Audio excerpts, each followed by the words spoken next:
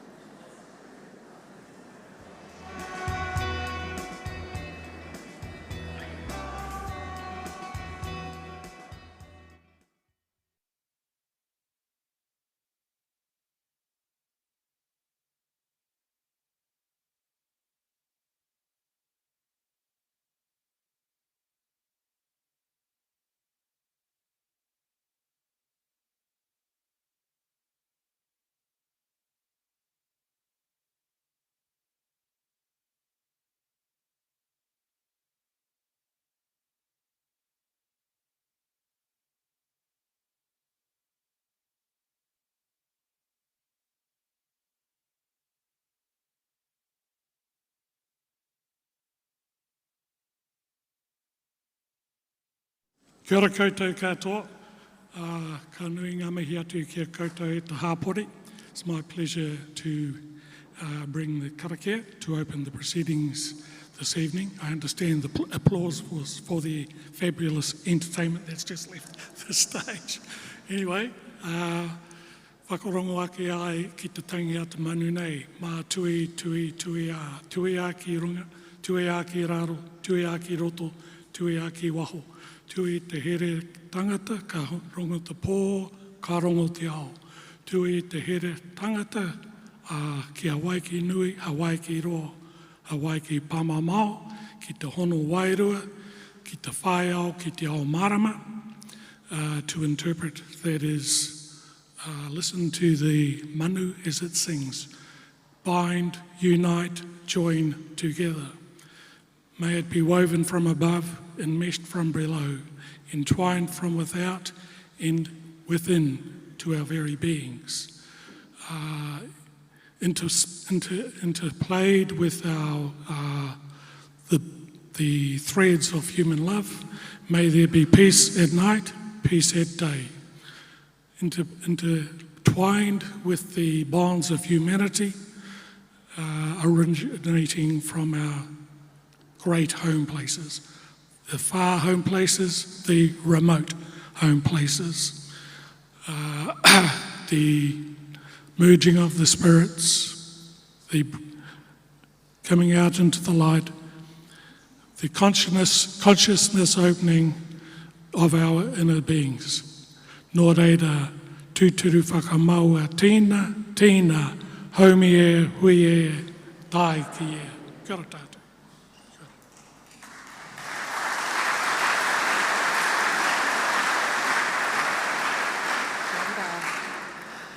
Nā mihi nui ki a koe te rangatira, ngā mihi ngā tangata o tēnei rohe kaitahu I've always felt very, very at home on this whenua, so thank you for having me back here. Kia ora. And kia ora, Dunedin Town Hall. Nice to see you all.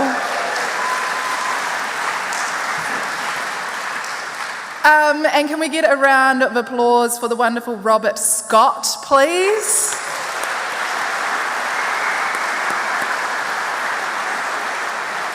How lucky are you guys to just have music royalty lying around in a Dunedin who can come and support a cause like this. I'd also like to acknowledge Bridie Strang, who is going to be helping us out with sign language tonight. Bridie, thank you. So ko waio, who am I? I am Kanoa Lloyd. You might know me as that lady who goes on the tally sometimes. But I'm not just here to be your MC tonight and yell at you and tell you how to do things and invite our speakers on stage. I'm here because it's an incredibly important cause. If you are wondering, I am a proud Queen's girl. Thank you. Pause for applause. Yeah. I know, the ones that took a little while longer were the Columba parents, but that's okay. My whānau have lived in Portobello, in Corstorphine, and McAndrew Bay. My mum actually nursed at Dunedin Hospital for several years.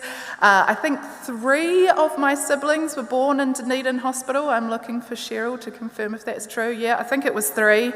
My nana actually had to come down from Cromwell just a couple of weeks ago to get some care in Dunedin Hospital. She's all good. She's going strong at 92, I think. But that's all to say that I get it. I understand that a healthy southern hospital is the beating heart of the southern region. It's a really, really important reason why we are here. And I think that the 350,000 of you who this represents deserve what you were promised. That's what tonight, yeah.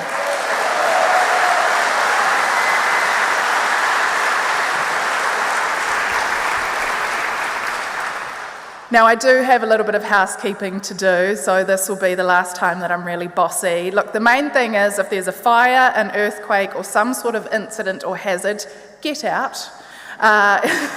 You'll find some exits behind you there. Head for Moray Place in front of the Dunedin Public Library. That's the plan. And if you get confused or stuck, there's lots of helpful ushers around. And also you can just follow me because I will be legging it out of this building very, very quickly. If you need to use the lavatories, they are located on all levels of the town hall.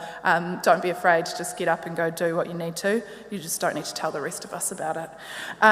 If you are a smoker, that's very cute, very vintage. There is a designated smoking area which is located on Harrop Street. Kia ora, that is my housekeeping for now. Now I wasn't here for it, but I heard that there was a little bit of a chant cooked up for this cause. Does anybody know how it goes? Toi tu te tiriti. Oh no, wrong kaupapa, sorry. It's always toi tu te tiriti. Okay, so as far as I know, it goes build it once, build it right. Can I get a build it once, build it right? Oh, you're in good voice, Dunedin, I love it. Now tonight, there's a bit of a remix happening. Build it once, build it right, build it now. Shall we hit one of those? Build it once, build it right, build it now. Kia ora, that is a very good warm-up, and save those voices because I think there's going to be a little bit of chantathon happening later on in this evening's proceedings. All right, so let's get on with things. Our first order of business is that Mayor Raddick is in Shanghai at the moment, but I know that he really wanted to be here, so here's a little something he prepared earlier.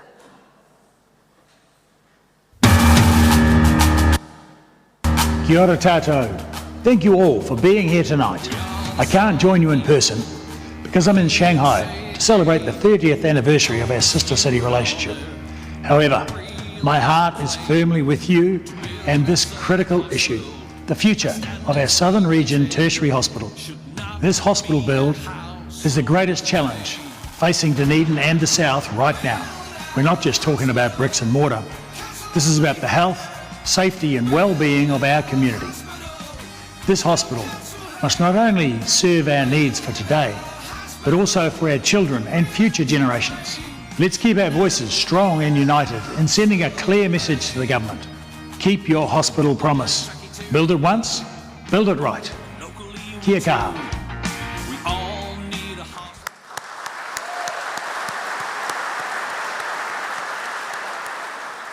How fantastic did that march look? What a powerful thing that so many of you turned out to have your voices heard, and I'm really proud to be a small part of keeping those voices going to where they need to be heard. So Health Minister Shane Reti declined the invitation to attend tonight. But the plan is, have no fear, later this evening, as a collective, we're going to agree on an SOS hospital statement that's going to be sent to him so that he knows what he is missing out on down here tonight. And now there is a wonderful program lined up for you tonight. We have got health professionals, we've got fancy people, we've got ex-All Blacks, it's all going on, but who better to kick things off than the wonderful Sir Ian Taylor. Now, I know you all know Sir Ian, but I didn't actually know that you used to be a rock and roll singer, Sir Ian. Did you? Woohoo! He was also had the pleasure of being my boss when I was about 16 years old, but he's perhaps best known as the founder of global technology solution company Animation Research, and he was the founder of the Land of Voyages project, which is a really cool project. He was knighted for his services to broadcasting, business and community. Nau mai, tā Ian Taylor.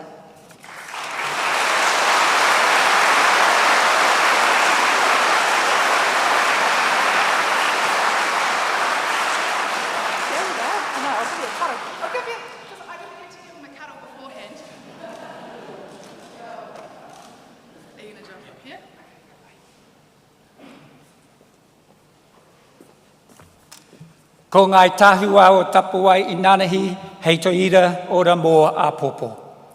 That is a Māori whakatauki, a Māori proverb which translates to the footsteps we lay down in our past create the paving stones upon which we stand today. And in the Māori worldview, those footsteps are always in front of us. And so the footsteps we lay down next, as far as our hospital is concerned, is a watershed moment for all of Aotearoa New Zealand. And I use the word our hospital rather than Dunedin Hospital because what happens next will create the paving stones upon which all our moko in Aotearoa New Zealand will stand, our grandchildren. And as I look out at the footsteps that have been laid down as regards this hospital, there are countless questions that I ask, because I'm not an expert in this, but first question is, as like people are building hospitals all over the world. How can it be so hard? If inflation alone is lifting the cost of this hospital by $110,000 a week, why is it that we continue to revisit a plan that was devised by the people at the cliff face, the clinicians, who know what they need to do their job properly for the people of New Zealand, for the people who vote our politicians into power? But we are where we are, and what is abundantly clear is that whatever happens here in Dunedin, it will set the future of all people in Aotearoa. We must resist at all costs the efforts by politicians to divide us as a nation. The argument that if they build this hospital here for this price, they won't be able to build it in Whangarei needs to be treated for what it is, a cynical attempt to turn communities against each other instead of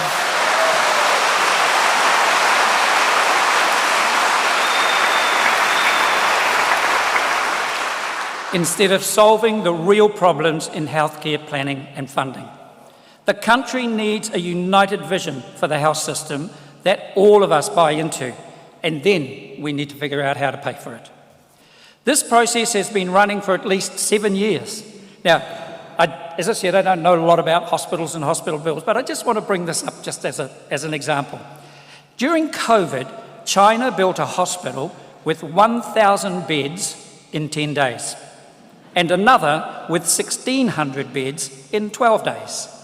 Now, I am not suggesting for a moment that's what we do here, but what are the lessons we might take from that exercise? Well, one, they accelerated the practice of prefabrication. Now, I'm not an expert, but how many ways are there to build a surgery, a hospital ward, an ICU? What if we created those models here so that they could be shared with whangarei, the whangarei build and beyond, to any new hospital that was needed in the future?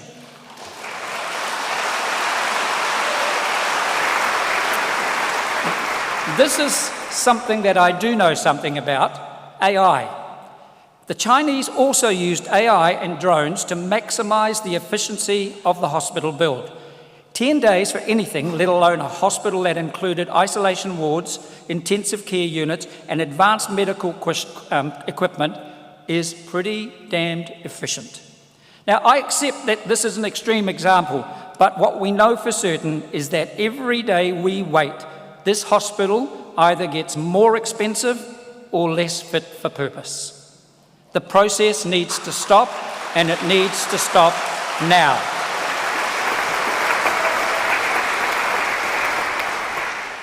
Our response needs to be unequivocal. You need to build the hospital our clinicians say they need here, and then you need to repeat that process in Whangarei, North Shore, Gisborne, anywhere in the future where a new hospital is needed. We have to trust that our clinicians have designed the hospital they need to do their job into the future. We know that cutting costs today will simply pass this problem to our children and grandchildren, just as it has over past decades when health has been treated as a political football in 3-year cycles. This is a question of priorities. We are in the real world, and as Rob Campbell, the inaugural chairman of Te Whatu Order, and I like to say inaugural rather than the ex-chairman of Te Whatu Order, said here in Dunedin last night, none of the previous recent governments have shown any ability to understand the issues, let alone implement any useful response. Health services have been squeezed, neglected, and mismanaged. This is something that will not be solved quickly, and it will not be solved inexpensively. And this doesn't just relate to hospitals. It relates to our nurses. It relates to everyone who works in the hospital. It has been neglected for too long, and this is the time. And maybe this is the time and the place to solve this problem. Here in Dunedin, the city of firsts. The first university, the first art school, the first medical school, the first public art gallery, the first all-girls boarding school, the first daily newspaper, and the first refrigerated ship that took frozen meat to England and made this one of the richest countries in the world.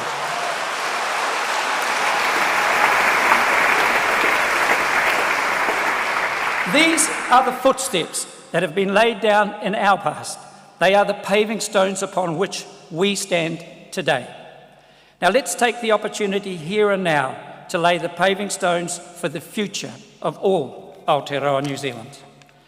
One thing I've learnt over my 74 years of footsteps is that when you set an ambitious goal that requires a team working together, you need to share the same why. Why are we doing this? My why, as I mentioned at the start, is our grandchildren, our mokopuna. So to close, I want to share a short video of one of my moko. So here he is, Franco. That's him at the age of 3. He's now 4. And the reason I want to share it in the context of the footsteps we laid down in our past was when he was born here at the Dunedin Hospital. I will never forget seeing him on the first day, and he had the most beautiful blue eyes. And having been a singer in band, we did open for the Beach Boys once, I couldn't resist it. I looked at him and started, "Don't it make my brown eyes, don't it make my brown eyes, don't it make my brown eyes blue. And in the context of the footsteps laid down, my moko Franco has only laid down 4 years so far. But somewhere in those 4 years, he has the footsteps of his crazy moko singing Brown Eyes to him. Now, I haven't done that for a while, but a few months ago, his mother sent me this video. Now, just to put it in context, he's just had a bath. You know, here he is, he's just had a bath, he's on his way up to his bedroom, and somewhere in those footsteps, in a mind of his own, in a space of his own, this is what he does. Don't my brown eyes. Don't you let my brown eyes. Don't you let my brown eyes. Yeah. So,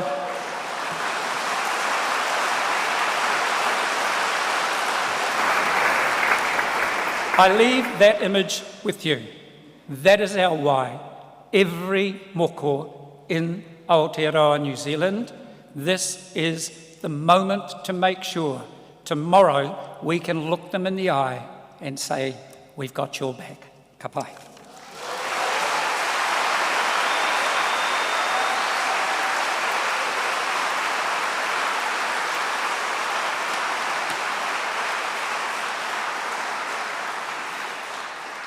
Thank you, Sir Ian, and thank you, Frankie. Future New Zealand music royalty right there, eh, Robert? Do you reckon, Robert Scott? That's 100%. It's got the seal of approval.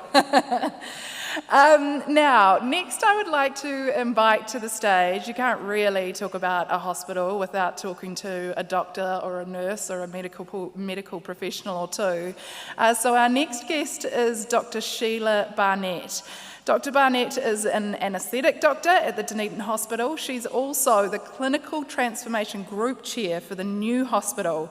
So she's one of the many, many clinicians who've worked for 7 years, giving common sense clinical input into this design. We are very lucky to have her insights tonight. Please make Dr Barnett feel welcome.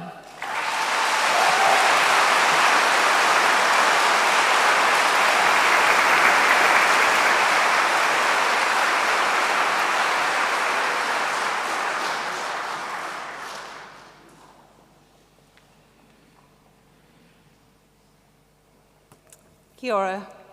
My name is Sheila Barnett. I am a senior anaesthetic doctor at Dunedin Hospital, working in the operating theatres and on the wards. I have made it my life's work as a doctor to avoid being on a stage. Ever since my mum tried to make a violin quartet out of me and my 3 sisters. Today, a far more important event, and thank you all so much for coming tonight. As part of my other great team in the hospital and in the southern area, I'm part of the local southern project team for the new Dunedin Hospital. I've been involved in this project for 7 years. I chair the advisory group of clinicians and consumers. We help translate the local expertise and experience into robust and balanced recommendations to the project. As you know, in 2022, some of the design was cut already, including a staff facilities building and the hospital portion of the pathology labs.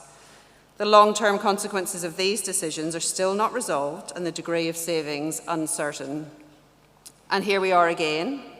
On September the 26th this year, the ministers announced that the project must now be built within a budget cap. This was not because the clinical need was any less, but because it was costing more than expected to build. The 2 options were to reduce the floor area in the new building or build a smaller new building on the old site and connect it to a refurbished ward block. As always, the clinical teams have responded with a willingness to engage, to help find solutions and to target sensible savings where patient safety can still be preserved. However, there is a limit and it has been crossed. We have looked at these options and consulted with our teams. It is no surprise that these fall far short of the original new Dunedin Hospital. We have delivered written, detailed feedback. One option needs to be clearly and immediately discounted.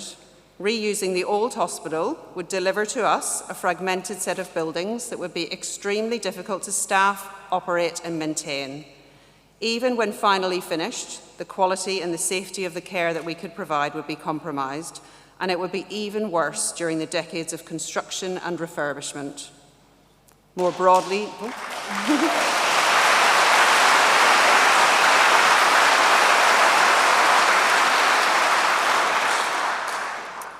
More broadly speaking, we are concerned that every day of delay and of relitigating old decisions costs money.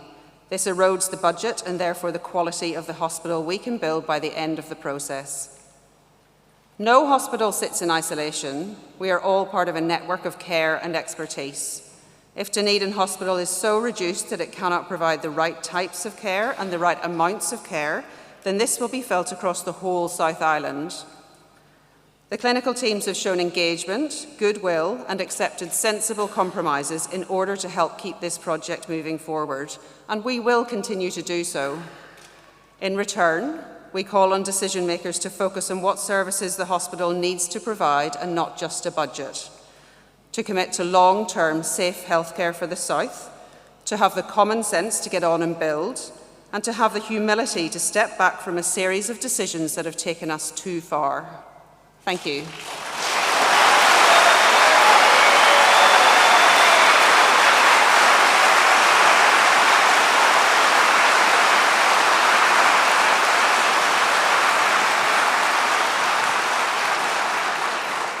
Well, thank you, Dr. Barnett.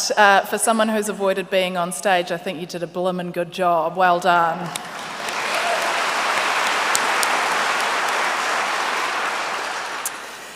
Next up to the stage tonight to talk about key parts of the healthcare system, we're going to be joined by Dr. Mike Hunter. Oh, woohoo, yeah! Got some fans in the crowd, Dr. Hunter.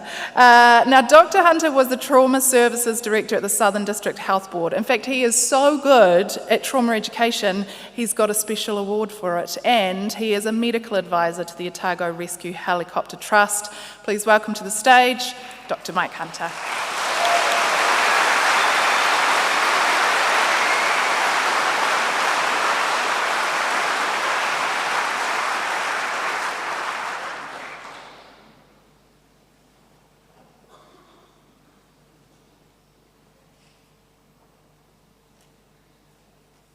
That's a long way. Good evening. The new Dunedin Hospital. We need it, and we need it now.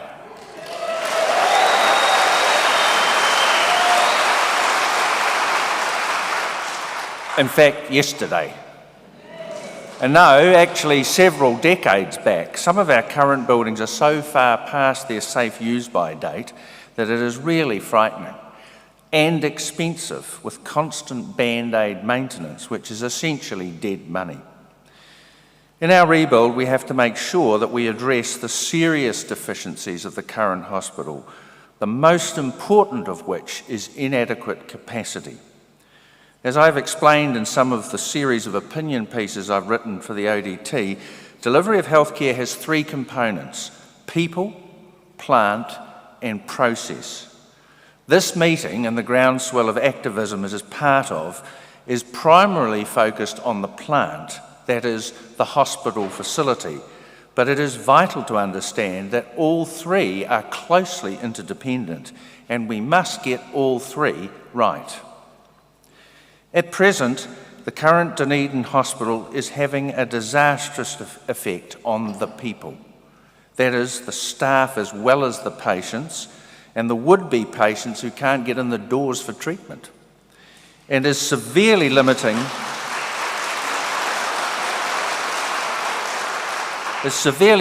the processes of care, which could be so much more efficient and deliver more and better care if the facility had adequate capacity. Unlike a hotel, maximum occupancy does not equate with maximum efficiency or productivity in a hospital. At 85% occupancy, things start to become very difficult, and there are increasing adverse consequences, particularly cancellations of planned care. The key areas of limitation are the inpatient ward beds, the operating theatres, and the emergency department. None of these have adequate capacity, and all produce bottlenecks to patient flow, which leads to waste in other areas. For example, the frequent cancellation of planned elective lists on the day of surgery because there are no free inpatient beds to nurse the patients in post-operatively. A fully staffed theatre may simply go to waste, and you never get that back. Moreover, cancellation is a devastating letdown for patient and whānau, who have usually made special arrangements around their surgery, not to mention the psychological effects of building up hopes, managing fear and anxiety, and then having the rug pulled out at the last minute. It is a very unkind game of snakes and ladders.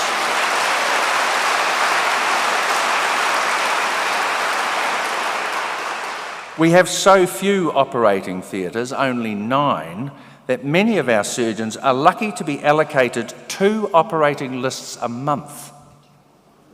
I personally, in the last 10 years of a 40-year career of service, only had 1 list per month and had to beg, steal or borrow any spare list that came up and constantly revise my schedule to enable me to use them. Hardly efficient. No wonder surgeons get frustrated and leave, or focus an increasing amount of their attention in the private sector. Waiting lists, particularly for orthopaedic procedures, are unacceptably large and inhumanly long.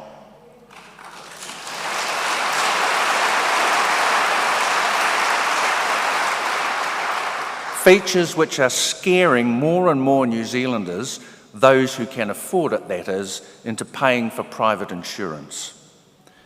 Nursing staff are angry and frustrated as they are constantly apologising to patients and family for long waits in ED, long waits of many days for acute surgery, cancellations of planned surgery, and inadequate nurse numbers to provide what they consider to be an acceptable level of care, and they're exhausted.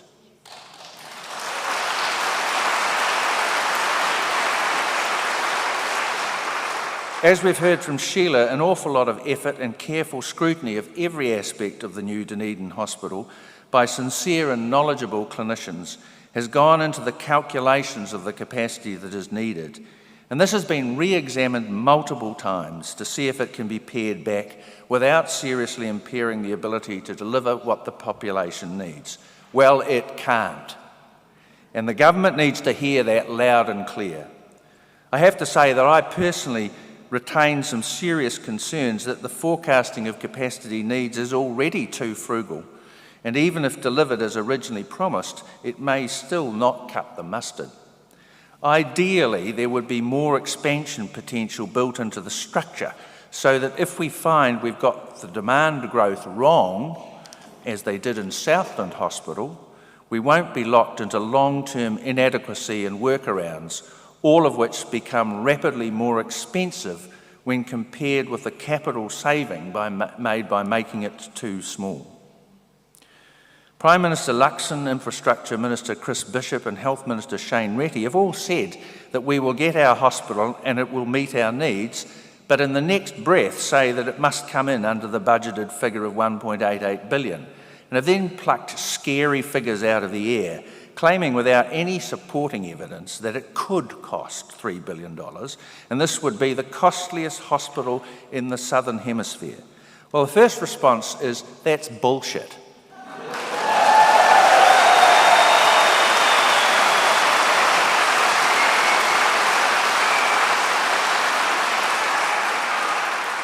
You don't have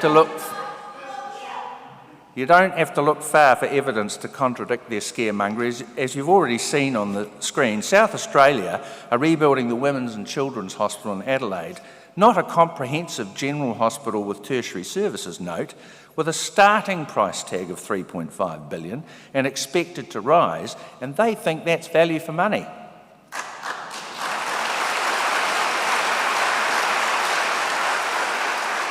And my second response is, so what?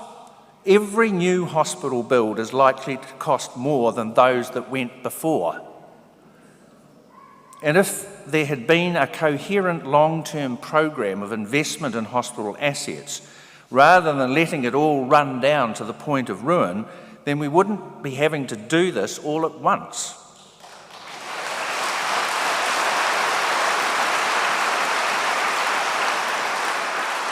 The tragedy is that we have no long-term thinking in our political system.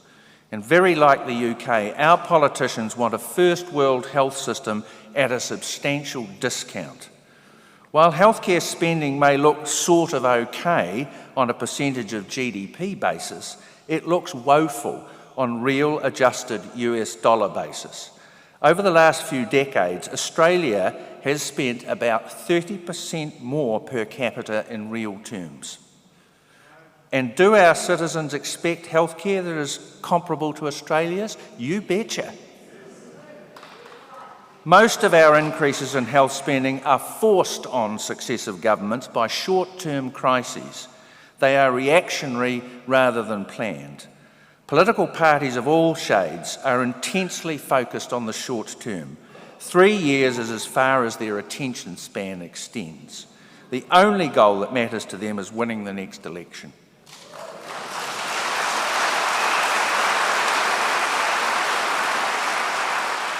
This is a disaster in terms of consistent and coherent long-term policies. This, of course, doesn't just affect us in the south, as Ian has referred to, but is a problem for all regions of New Zealand.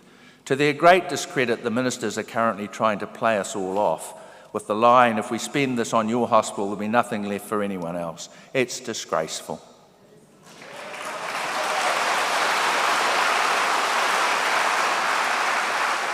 I suspect they're also trying to play us off against those in the rest of our southern region by floating the idea that some of the proposed investment in Dunedin Hospital could be diverted to services in the rural hospitals. The critical mass required to staff inpatient surgery in particular simply isn't there, and it's likely that both Dunedin Hospital and any hospital that tried to establish inpatient surgery would be unsustainable because they couldn't staff livable rosters for acute cover to begin with. It's vital that everyone in the region recognises that the new Dunedin Hospital is essential for all of us in the southern region. The rural hospitals have real and cogent needs, but let's not conflate the two. It is shameful that there is no long-term infrastructure plan for hospital renewals.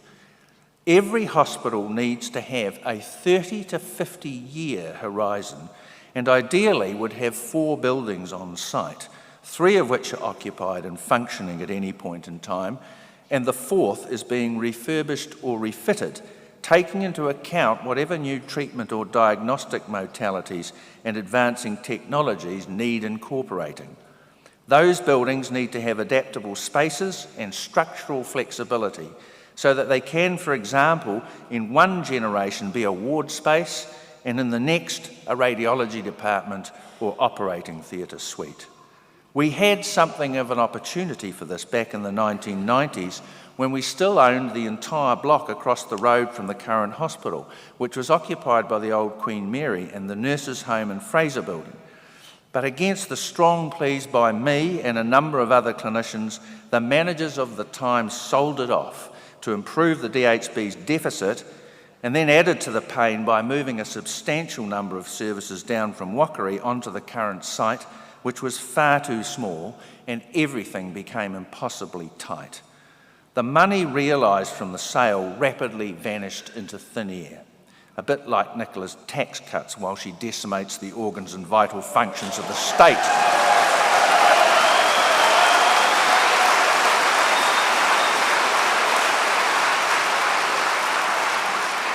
Let me also be very clear about this. There is absolutely no realistic option to decant sufficient services from the current buildings to allow refurbishment while still having a functional hospital. Worse still is that projects that require continuity and long-term vision, particularly large infrastructure projects, are frequently cancelled or substantially revisited at great cost with each change of government. Often this is motivated entirely by petty spite and point scoring for political gain.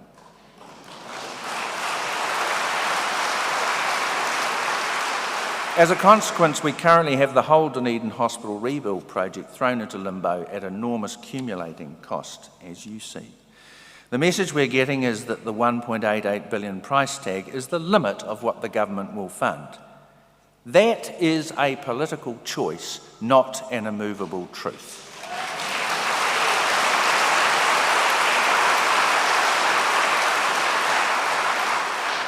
We have relatively low public sector debt, over the past decade averaging around 32% of GDP, although it has spiked, as in all OECD countries in the last 2 years, for reasons you well understand. It's roughly comparable to Australia and Ireland, but well below countries like Germany, France, Canada, the UK and the US, the later two exceeding 100% of GDP. The only two options suggested to keep within the cost ceiling are to refurbish the current ward block or to downsize the new hospital. Neither of those are credible options. Neither the people of this region nor the staff that struggle to provide decent care are responsible for the building cost inflation that has run rampant in this country in the last few years. Neither the people of this region nor the staff that struggle to provide decent care are responsible for the multiple limitations and caveats that were placed on the choice of site or what was or wasn't in scope for this project. That was the work of the ministry acting for central government. So we should not be punished for these.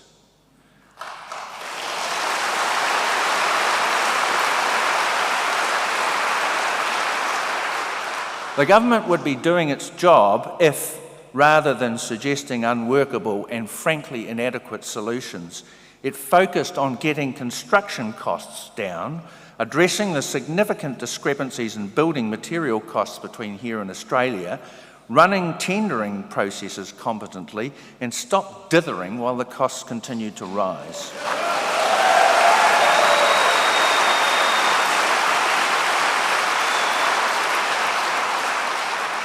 If they can't manage any of these measures of cost control, then they are faced with the reply that I get from my plumber when I question the eye-watering sum being asked for a few pieces of plastic.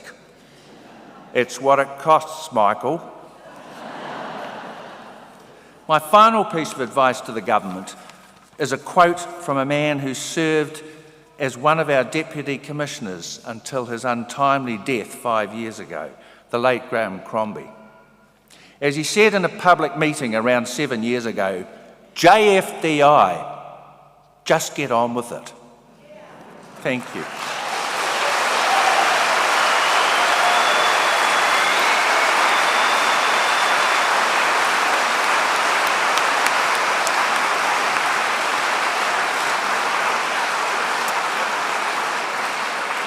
Thank you, Dr. Mike Hunter. We will hear some more from him later on in the program, and you will have the opportunity to put questions to Mike and some other medical professionals. But I think we all know that a hospital is not just a building. It's about people, and it's about the stories that happen within those four walls.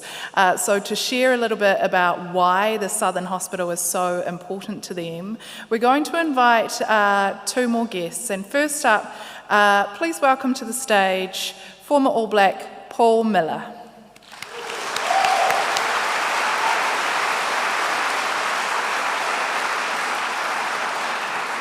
A lot of you, if you're involved in sports or you've got kids at school, they'll know Paul. He was a former Kings boy, yeah boy, a Highlander, and of course he has worn the black jersey. Please take the microphone, my friend.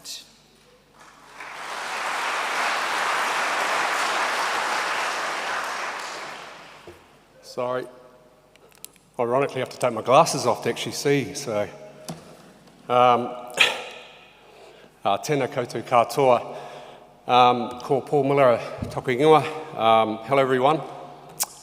I'm pretty humbled to be standing up here amongst you all, especially with respected guests and speakers. I I'm just a humble guy from Waikaka, Southland, but that's where my story starts. I've had a lived experience through the health system, and I'm here to actually call on support from everyone throughout the Southland and Otago region.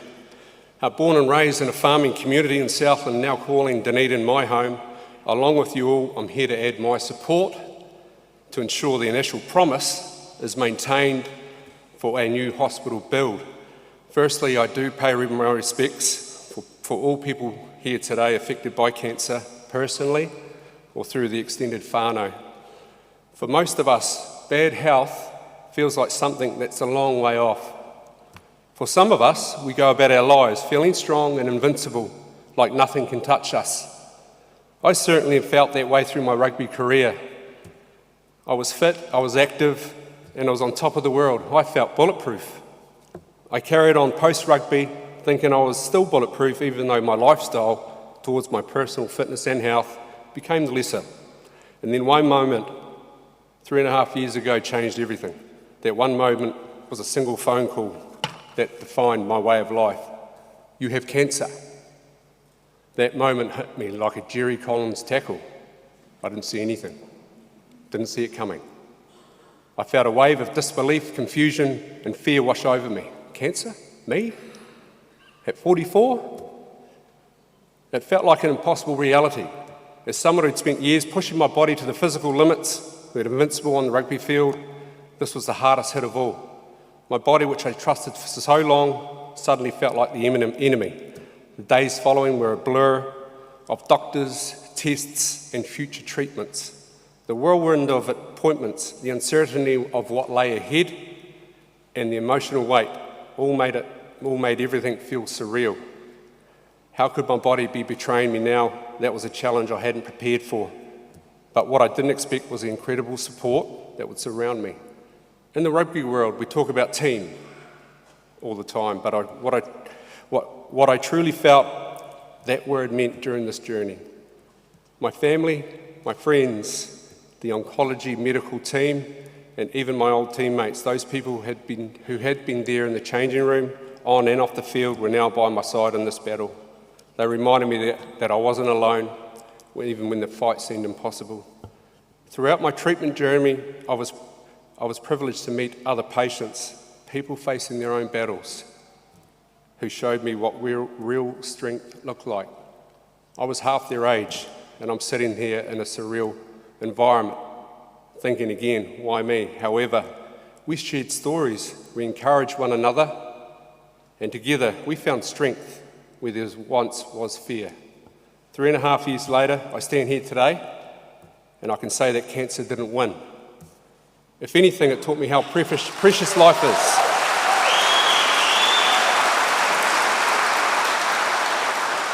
How important it is to appreciate the small moments and how resilient this human spirit can be. What I've learned is health is fragile, but the strength of a person's heart and mind is what truly matters. I learned even in the face of the hardest time, we have the power to keep moving forward, to rebuild and redefine what strength and success means. I never imagined that cancer would be part of my story, but it's made me stronger, more grateful, and more aware of what truly matters. And that's why we're here.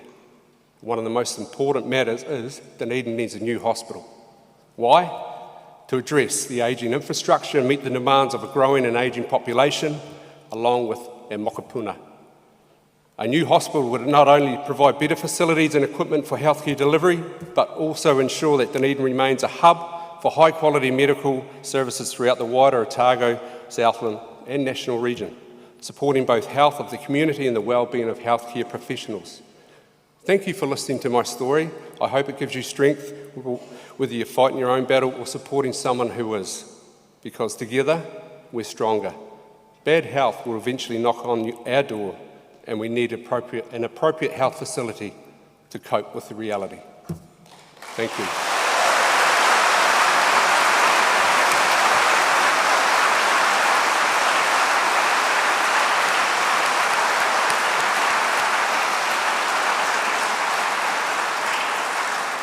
Ngā mihi nui ki a koe, Paul. As we all know, I'm sure we all know people who have been through cancer treatment, and it's a big beast to take on, and I think it's even braver to stand up and to share what you've gone through in order to help others. So, kia ora, thank you.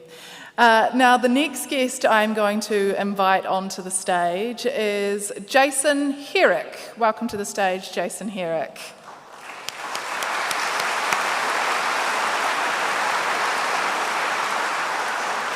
Jason is from the Southland Federated Farmers President, and he is here to share why this hospital is so important to him. Thank you, Jason.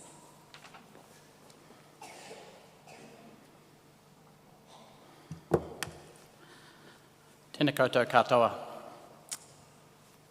Thank you very much for inviting me here tonight to speak. My name is Jason Herrick. I'm the President of Southland Federated Farmers, father to 4 adult children and grandfather to 3 beautiful granddaughters. I'm here tonight, or I was here tonight, to talk about 3 key points, but I'm going to ignore them because I've just changed my speech after listening to everybody else. And I do that, I do a little bit of freelancing, so I want to talk to why Dunedin Hospital is important to me. Okay, we have an increasing population. We also have an increasing poor health population. And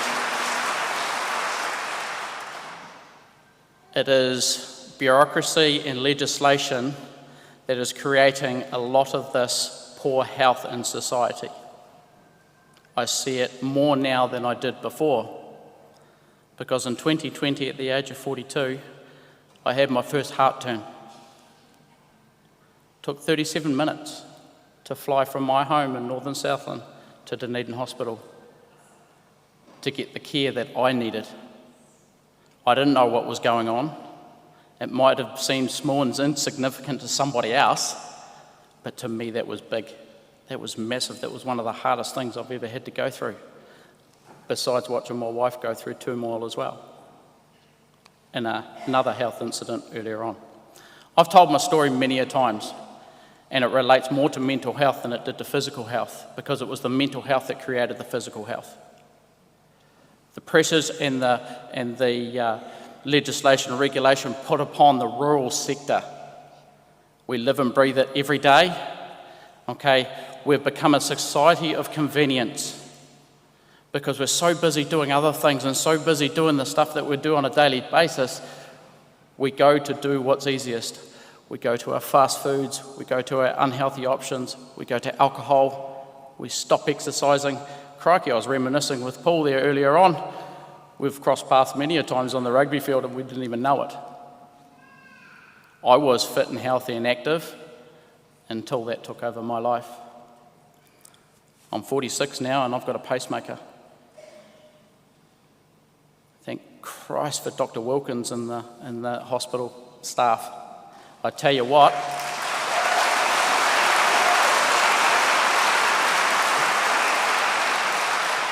as a farmer, the one man you want to do the operation on your heart while you're awake is Dr. Wilkins. I've just got to tell this story because it's as funny as. He was telling me, while working on my heart, we're watching the screen with everything going into it, how he used to practice this procedure on his home farm as a child on dead sheep. Gave me a real vote of confidence, that did. But another thing I want to share about the wasted money in this country, okay, and I've seen it firsthand. And I just want to read this bit of my speech that I did write earlier on.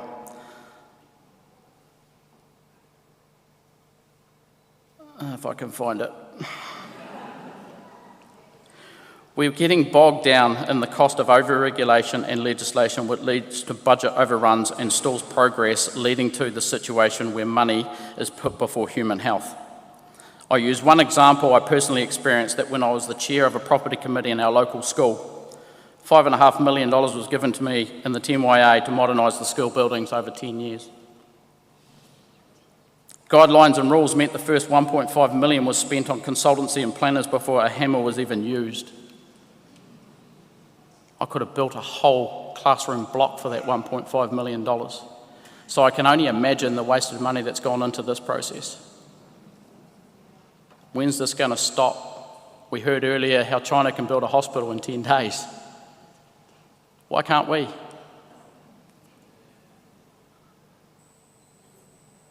My last point is whether you drive a tractor in the fields of northern Southland, where I'm from, or you drive a Mercedes on George Street. In Howth, we're all on an even playing field. We need this hospital in its entirety now. Thank you.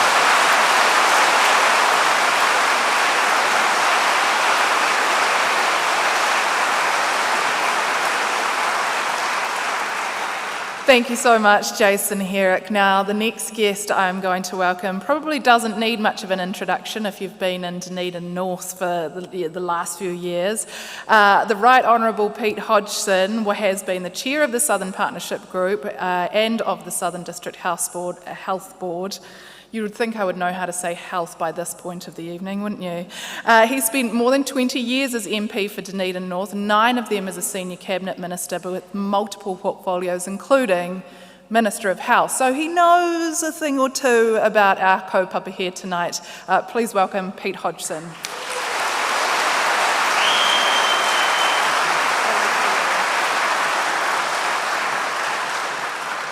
Thanks, everybody. It's just a joy to look out at all of these faces. There's 1,000 people here. Thank you for coming.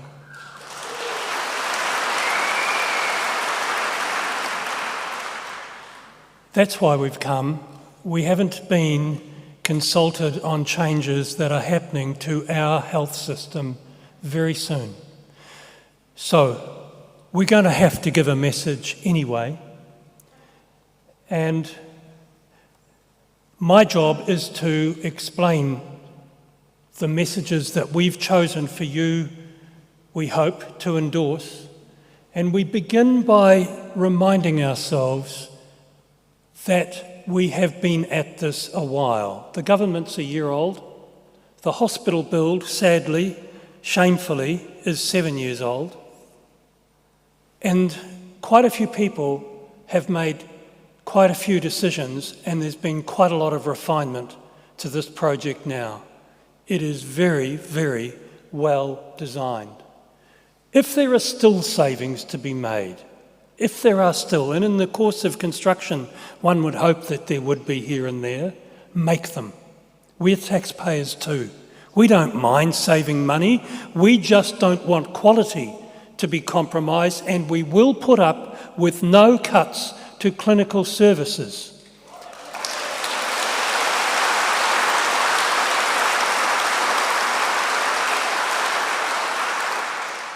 Which leads us to our first statement.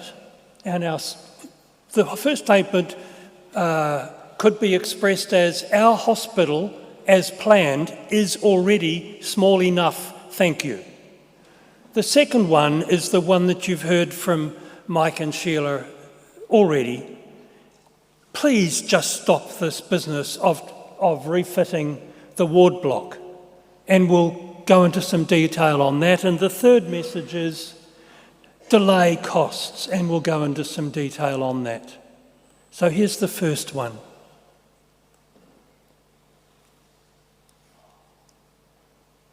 When we sat down to plan this hospital all those years ago, we decided from the beginning that we would make some assumptions about efficiency. We would use digital technology. We would do more day surgery. We would have a more efficient process with ED. And importantly, we would rely more on primary and community health and would need to invest in that, though so far the investment has yet to come. And when we then decided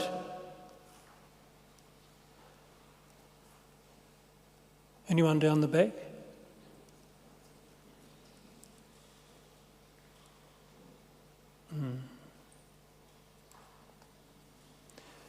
So we're missing a slide, it's just jumping. There it is. When we then took that idea and put it into bed numbers, this is what happened. First of all, we've got about 364 beds in our hospital now. And we just said in 2018, looking forward 25 years to 2043, if we had no efficiencies, we would be needing about 513. But we don't build a hospital, not going to build a hospital that big.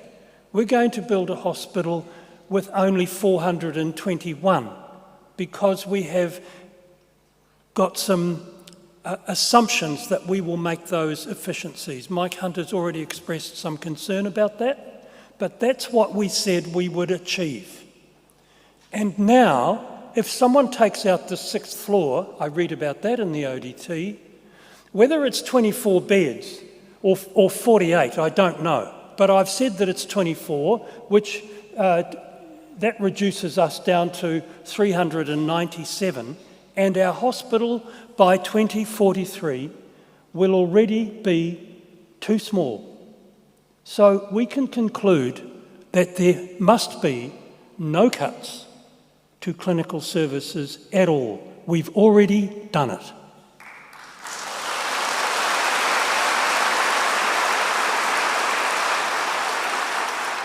A long time ago, in about August or September of 2016, people began the analysis of whether we could use the ward block, and some months later they came to a conclusion, which, as you can see up there, the Cabinet of Bill English accepted. It was not going to be a good idea. It would cost more in the longer term, and it would take longer. But that idea, even though it was rejected all those years ago, is being looked at one more time. Even now, the people who are looking at it are going to have to not only overcome the problems of 7 years ago, but a whole lot more. One of them is that the ward block under the current proposal will need to have a different seismic rating. IL3 becomes IL4. IL3 means that in a big earthquake, the building stands, but it stops working. The new outpatient building is IL3. It stops working, we don't mind, people can walk out, no one dies. But if you put inpatients into a building, it can't stop working, it has to be IL4. They can't go anywhere. And going from IL3 to IL4 is expensive.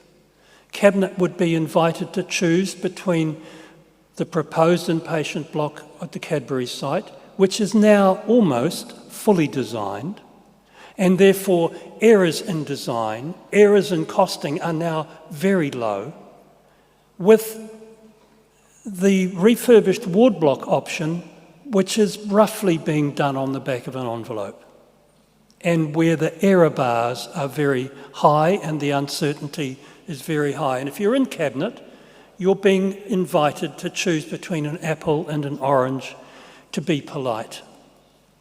There's more. This will be a surprise to many, but the amount of money that's been spent on the Cadbury site already exceeds $200 million. Most of it is in 5 years of design, architecture, and various forms of engineering. All of the forms of engineering, there are many of them. And the rest of it is in the other bits and pieces, taking down an occasional chocolate factory, putting all the piles in, all the legal work for the consents, and all of that. It adds up to well over $200 million. And that is money that cannot be recouped. It would be money lost if we went to the ward block. And then there's the effect on patients, which I'll let you imagine for yourself, and the fact that we wouldn't have this thing open until almost, or maybe even, 2040. There's something worse than all that, and we've had a bit of a hint at it from Sheila and Mike. Imagine being a health professional in a construction zone for the best part of 10 years. And imagine how your own health would be after that time, and imagine whether you would be applying for a job at this place or going somewhere else to work. These are things that are of real consequence, and at the end of it, we will end up with a brand new 60-year-old building. This is nonsense. It must stop, and it must stop right now. It is a total waste of money.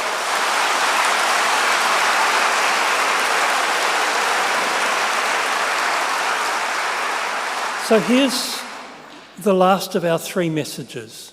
Build it now. You've seen the little counter on the screen heading off towards $6 million. It'll get there tomorrow. That's the amount of money that the hospital has, the project has, the cost increase in the project just due to ordinary inflation since the day we went marching. $6 million in that time, just ordinary inflation. But wait, there's more. The building costs have been running in the last 5 years way more than inflation, much closer to 3 times inflation.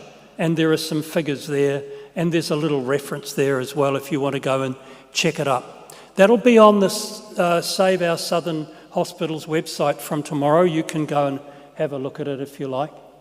And then if you're going to redesign, even taking out the 6th floor, you're going to have to put some bits here and some bits there. That needs to be redesigned. That means you've got to get rid of a whole lot of drawings. Maybe you've got to throw out 100, maybe you've got to throw out 500, who knows, and do them again. And the engineering, and that takes time and it takes money. And then you've got to overcome the problem that you may be prone to error because you're doing it in a hurry. We know this because 2 years ago we did make some errors. Sheila has referred to them. Pathology is the most obvious. We cut it too deep. And then there's the fact of the matter that the existing hospital will have to last longer and it's on its last legs. You watch soon. We will need to redo our sterile supply unit. It's no good. It'll need to have a capital investment and so on, just keeping the lights on for that hospital. And then there's the cost on all of us of not having an efficient hospital in place. So we think building it now would be a good idea, and that leads us to those 3 messages which I commend to you, and thank you for your attention.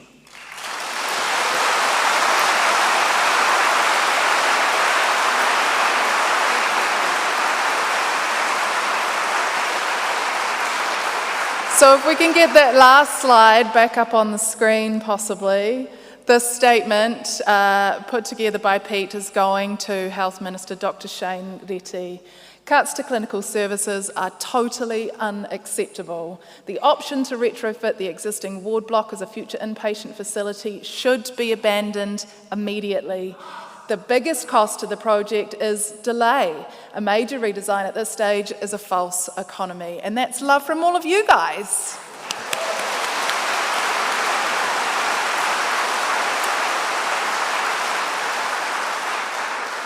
Now is a chance to get some answers to your questions. So I would like to invite onto the stage all of our panellists.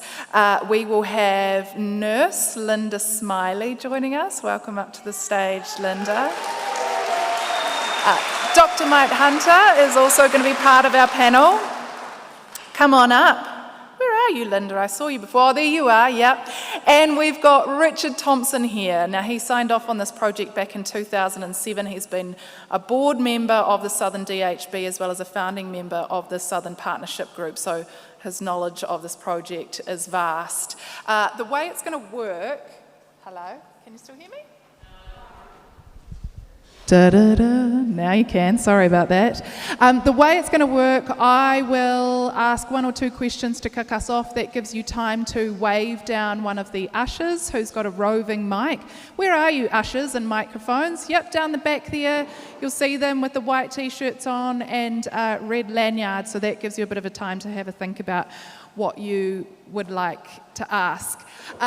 Linda Smillie, a bit of a local legend. Let's give it up for Linda.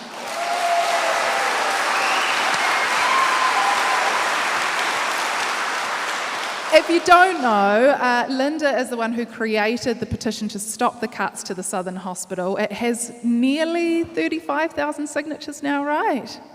And Linda presented that petition to Parliament earlier this month. You're not just a legend, a part of this campaign, you're a nurse, a registered nurse. Have you worked through a rebuild or similar before, Linda? I was unfortunate to have to work through the ICU refit, and when people asked me what it was like, I describe it as working through a war zone, and it was the noise.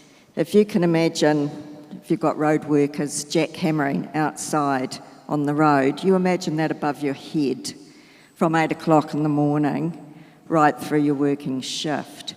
For days on end, for weeks on end, for months, and I think it felt like years actually. You couldn't talk to your patients. They all got earplugs, we didn't. We could only communicate by yelling at each other, which was absolutely exhausting. I was thinking if I was asked would I do it again, no I wouldn't. Yeah, I've already made that decision. It sounds horrific. And what was going on for your patients? What are the impacts on patients? Well, again, they share a lot of time in rooms together, and they used to chat, and it would pass the time of day. There was no chatting. It was very hard to talk to them. Health relies on good communication with your patients, good communication with your team. Very, very difficult. I think patients were very happy to leave. Even with the earplugs, there was the constant vibration coming through the floor. It was a very, very, very unpleasant time. Now, I would like to throw it out to the floor. Has anybody got any questions? Perhaps just raise a hand. Yes, sir, I can see you there. And just a reminder to the 1,000 or so of you in the room that it is question time, not just say a thing that you've been wanting to say time, said with love. So to this gentleman in the front here, and he would like to... I'm sorry. Hello, who's your question for? I'm Gil Barbazat, a retired physician and academic. 2 questions, comments, if I may.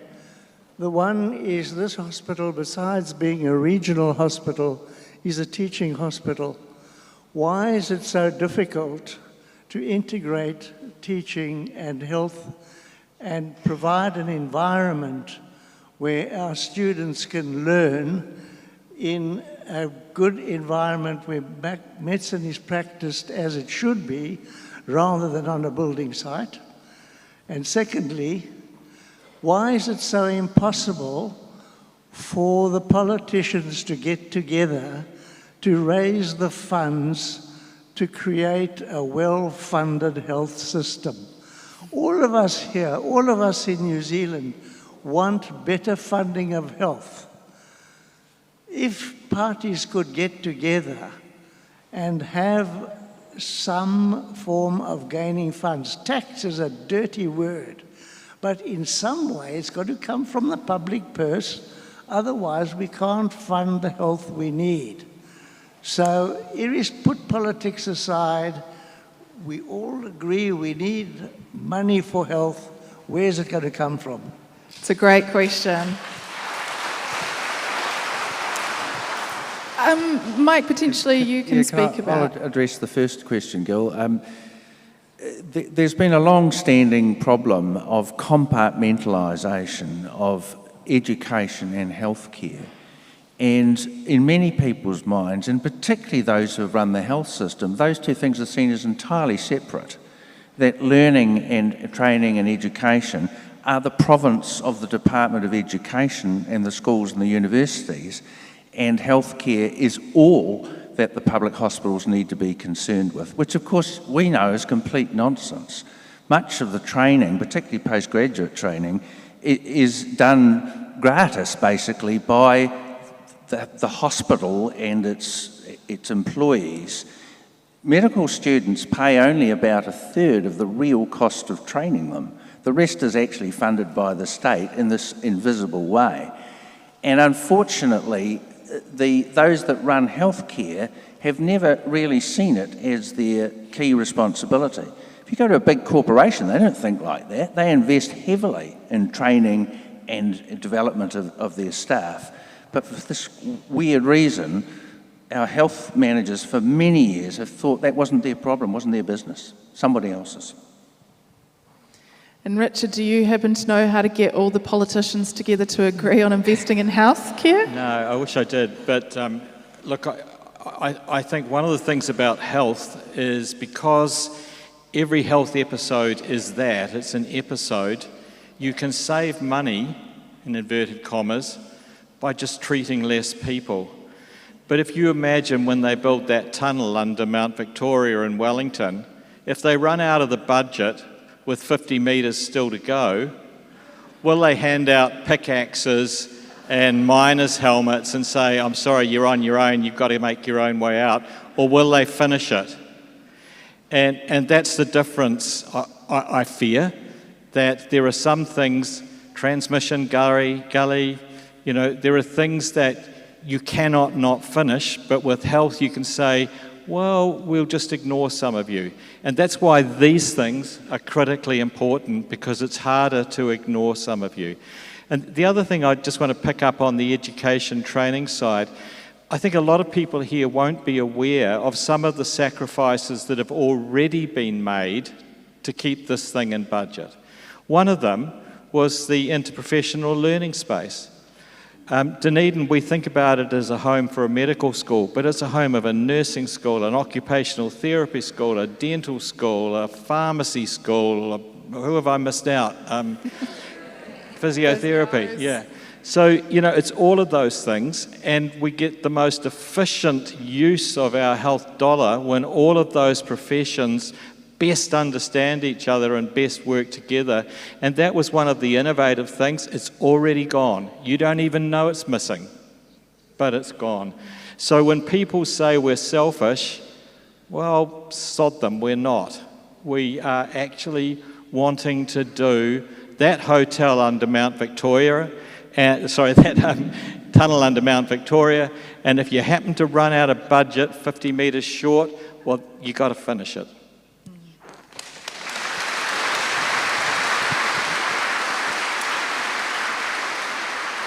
Now I'm going to do some very professional timekeeping here on my phone. That's why I've got my phone. I'm not just checking my text messages. Perhaps if you've got a question... Oh, you've got a microphone already. Very organised. Let's come to you. Hi, how are we doing? I've been in health for 30 years. I've worked with Mike and Sheila. I agree with everything that's been said, but we've talked about the cynicism of the current government and past governments. And everybody agrees with what's being said, but how do we escalate? So if they don't listen to you like they haven't listened to you, how do you escalate? And people don't like to talk about striking.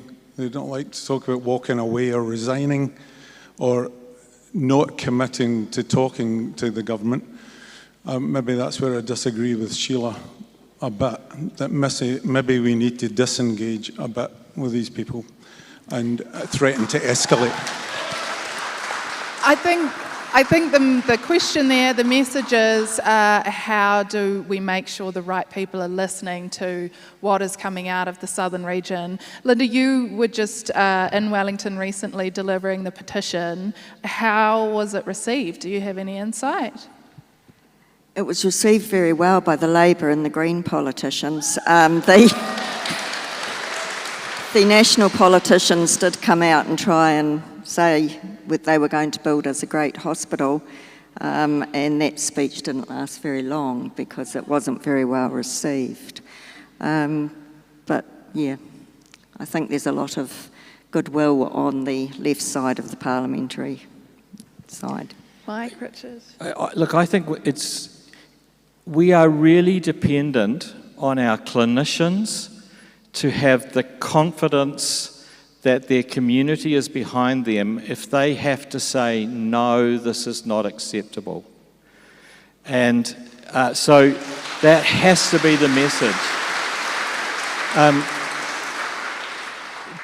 Look, projects will change. They will always change. This has changed multiple times. Different things will happen. Changes will get made. When do we get to the point that it's right? I'm not actually competent to answer that question, but the clinicians are competent to say, does it give us the capacity we need, and is it safe? And when they can say the answer to both of those things is yes, then we should be with them. But in the meantime, we have to ensure that they know we have their backs, so that if the answer is no, they can say so.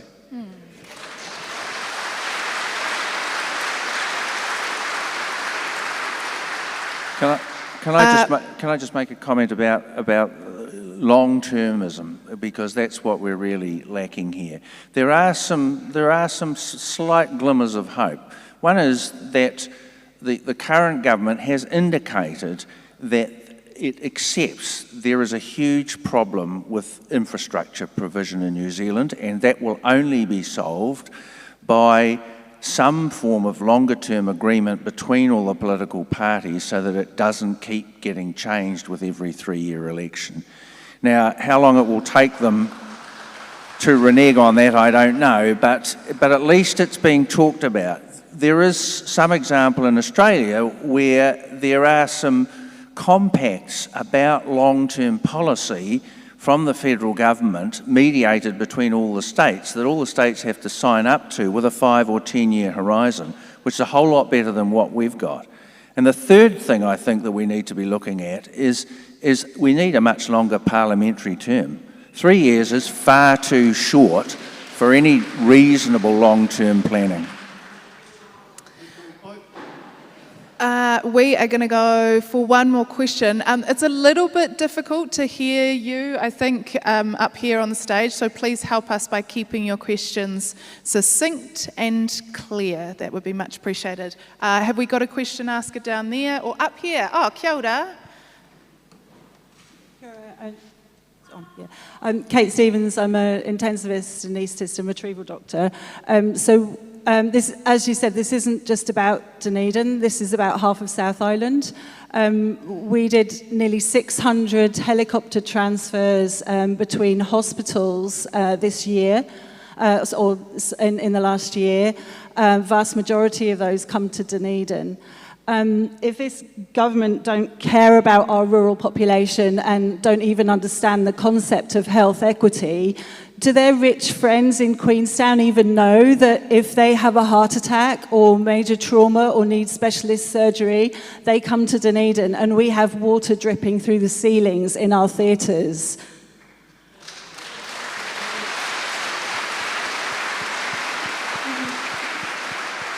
Tax breaks for landlords cost $3 billion. Another road around Auckland costs $3 billion. Don't tell me this is not affordable.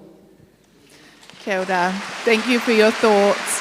We might have time for, I'm going to say, in my professional timekeeping opinion, perhaps one more question or two if you're absolutely gagging to hear from our incredible panellists. Yes, I am. You are. Over to you. Yes, hello. My name's Peter Frost. I'm on the United Nations Association for Otago Southland. So we are your United Nations representatives in this part of the world. First of all, thank you for the wonderful addresses and also for the extraordinary amount of work that you've done to get this project to this point. It's been amazing. Thank you.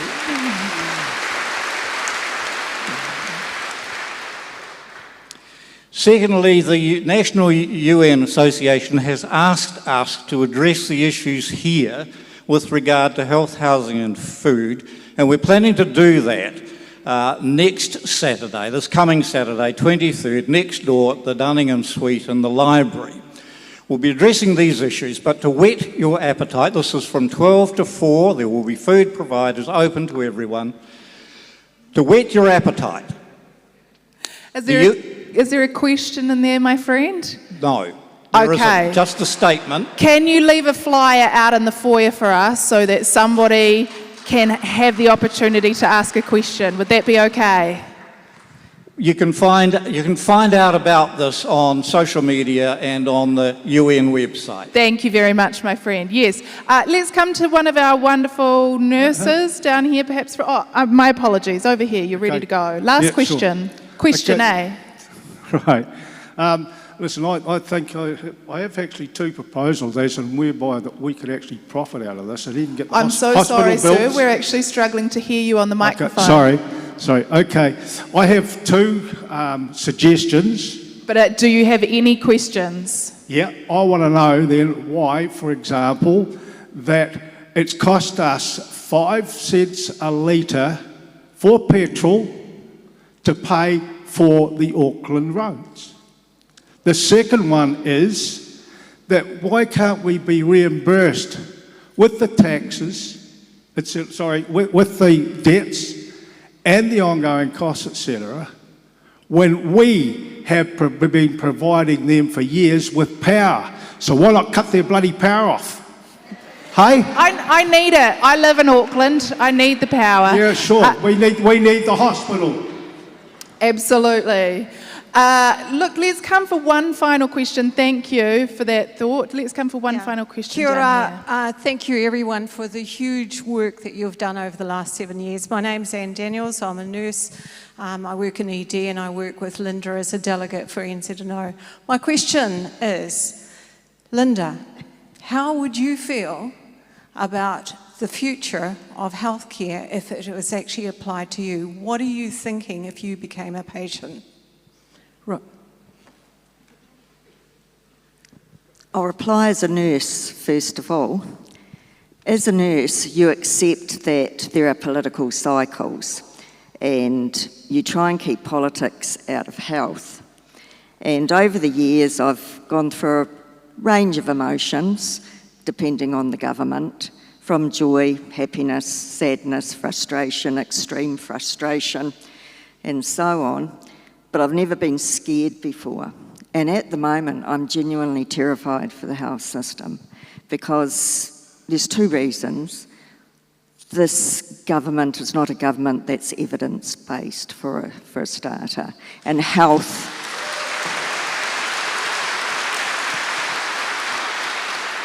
is very much an evidence-based profession. So the decisions that they make are not based on evidence, and I'm very, very scared that the decisions that they make around the hospital will not be based on evidence, and we will pay a horrendous price, and our children and grandchildren will pay that price. They also are not telling the truth. I mean, they rolled out $3 billion, very dubious figures. They said that we're going to save public's money, but no frontline services will be cut. What's a frontline service if it's not a hospital? You know, so at its basic. So I'm now getting to that age where I'm more likely to become a patient than not. And that worries me as well. It worries me about access. It worries me that if I come into ED, or in fact if I take my 86-year-old mother into ED, will they be seen? Will there be a bed? Will they get access? Will we be able to attract the staff that we need to actually fill these positions? What ED intensivists want to come to an ED where they know they can't progress their patient through the services, when they could go to the likes of Auckland or Wellington? Same with surgeons, same with all sorts of consultants, registrars. So I don't think I've ever been more terrified for the health system, if I'm honest. Does that answer your question, Anne?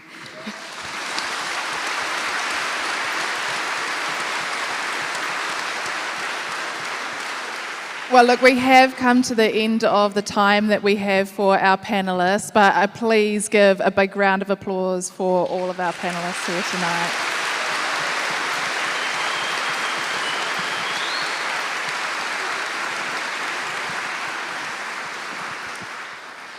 And look, I do want to acknowledge the depth of feeling in this room. That is real, I know, and you have all been living it, breathing it, and you want a better outcome for your future, which is why we're all here today. But I do thank all of you who took the time to respect our incredibly intelligent panellists and their big fat brains and give them a question that they could sink their teeth into.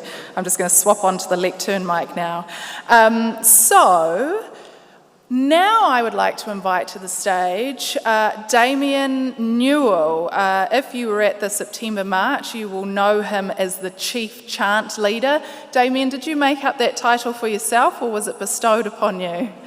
So Damien is the voice of the breeze and he is here. Oh, I was looking around like, where is he? Hi Damien, welcome Damien Newell.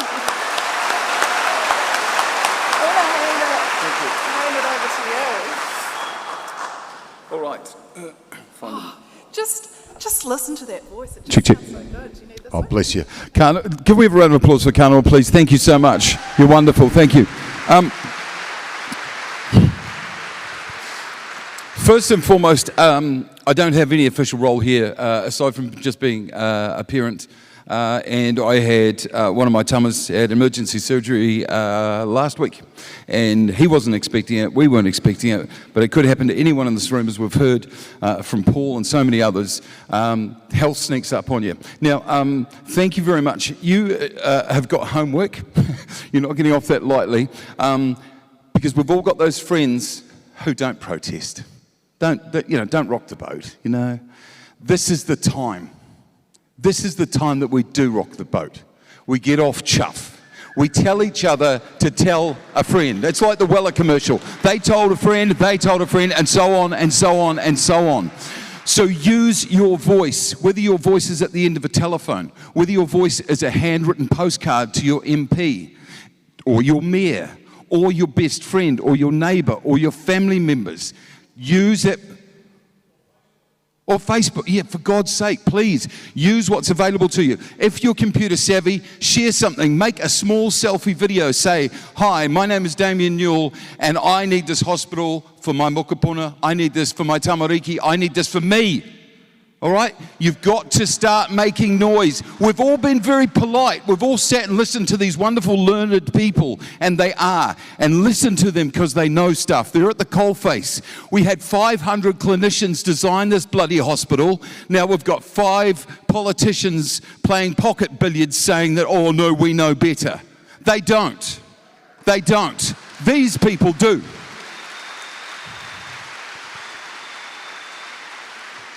So for God's sake, please go forth.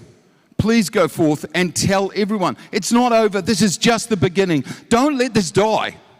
We had 35,000 people in the Octagon. They were all angry. They were all fired up. Please take this message. We've got 3 key points that Pete shared with us. They will be available on the Facebook page. They'll be available on the website. We've got a Give a Little page, which helps us get the message out there. So please contribute if you can. And failing that, we've got TV cameras all over the show. I've seen Ross here. I know Hamish is here from Stuff, and we're going to make a little bit of noise now so they can take it away, because this little bit here is going to go viral, okay? This is the bit that makes the noise, and I know you can do it because you've done it before and you're bloody good at it. So, Gordy, is there any chance we can get the chant up on the big screen? It's just that... Just like, see, he is so good. Gordy Duff, ladies and gentlemen, from Strawberry Sound, please. All right. So if you've got placards, and we've got some beauties along the front here. Thank you very much, Sammy. Keep up the good work, my friend. Love it. All right. So here we go. Build it once. Build it right. And build it now. Okay, that was a beautiful warm-up. Now I'm going to let you on your own, because we need it all 3 tied together. We need you stomping your feet. We need you making noise. We need you raising arms. Are we ready? On the count of 3. 1, 2, 3. Build it right. Build it now. All right, one more. That was a beautiful warm-up. I feel it. I feel it coming together. Here we go. Here we go. Here we go. Build it once. Build it twice. Build it now. Right, one more for luck. No, come on. Small price to pay. Here we go. 1. Yeah, good. If you can, on your feet. All right. We're not happy. We're not polite. We're angry and we're focused, and we need this thing now. So build it once. Build it right. Build it now. Beautiful, ladies and gentlemen. Thank you very much for your attendance. Thank you very much for spreading the message. Don't stop. please make as much noise on social media and on the electric telephone as you possibly can. Kanoa, ladies and gentlemen, thank you very much to her for coming. Bless you. Everybody, as you make your way out of the building, look out for more flyers, more information. I'd like to thank the Otago Daily Times for their support of this event. Thank you very much indeed to Bridie Strang, who has provided the New Zealand Sign Language. And to all of you for making the effort to be here tonight, for turning out to show your support. We are going to finish with the closing karakia, and then I will leave you in the hands of musician David Birchall, who's going to rock out on Norma the organ. So please come and sit back down if you can. Kia ora tātou, hei whakakapi tō tātou nei hui. It's my great pleasure just to close as we opened with karakia and add my thanks to the wonderful presentations, the mahi that's going into this kaupapa to get our hospital stood up. Anyway, here's the karakia. Kia tau, kia tātou katoa, te ata whai o tō tātou ariki a hukraiti, me te aroha o te atua, me te whiwhinga tahitanga, ki te wairua tapu ake aki. Āmene. Pōmari e. Kia ora.